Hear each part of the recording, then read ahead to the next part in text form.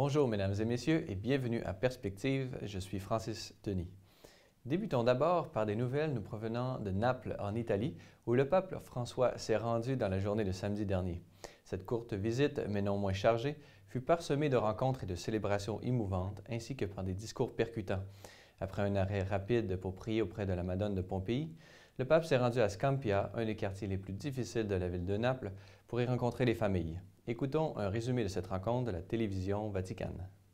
C'est justement sur la place baptisée du nom du pape polonais que François a renouvelé cette invitation à l'espérance en s'adressant à des milliers de personnes émues, des hommes et des femmes qui ne veulent pas céder à la corruption ni à l'injustice. Entouré d'enfants et de jeunes, leur parlant cœur à cœur, le pape a reconnu que la vie à Naples n'est pas facile, mais que l'une des ressources les plus précieuses de sa population est la joie. François a répondu à 3 questions. Sur le chômage, il a rappelé que le manque de travail vole la dignité. À propos des migrants, il a martelé qu'ils ne sont pas des humains de seconde classe, mais des personnes comme nous, migrants sur cette terre.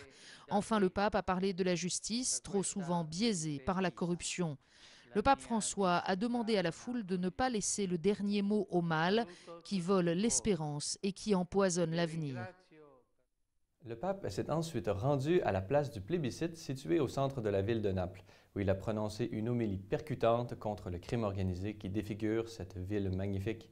En effet, le pape François a invité ceux qui cèdent à la tentation de la corruption de se tourner vers la miséricorde de Dieu et de se convertir à l'amour et à la justice.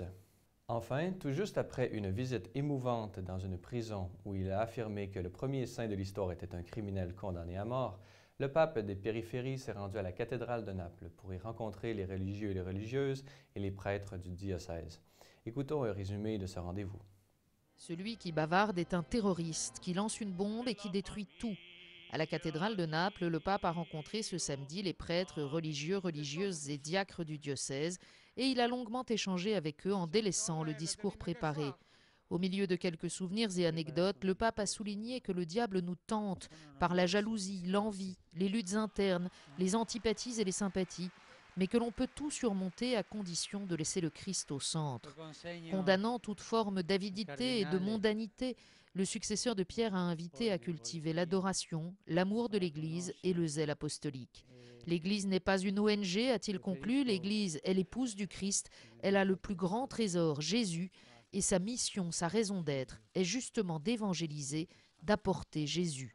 Ce rendez-vous à la cathédrale s'est terminé par la vénération des reliques de Saint Janvier, dont le sang, entre les mains du pape, s'est à demi liquéfié. Puis la visite du Saint-Père s'est poursuivie à la basilique du Gesù Nuovo, où il a rencontré les malades, chair vivante du Christ dans la société. Il eut un geste tendre et un sourire pour chacun, tout en remerciant les médecins et les bénévoles pour leur service. De retour au Vatican, le pape François a présidé au traditionnel Angélus Place Saint-Pierre, où il a synthétisé ce que le chrétien peut offrir à ceux qui désirent connaître le Christ. Écoutons un extrait. À ceux qui aujourd'hui veulent voir Jésus, nous pouvons offrir 3 choses, l'Évangile, le crucifix et le témoignage de notre foi, pauvre mais sincère. À l'occasion de l'Angélus, en ce 5e dimanche de Carême, le pape a de nouveau voulu offrir à ceux qui s'étaient rassemblés place Saint-Pierre un exemplaire des Évangiles, distribué par quelques 300 sans-abri.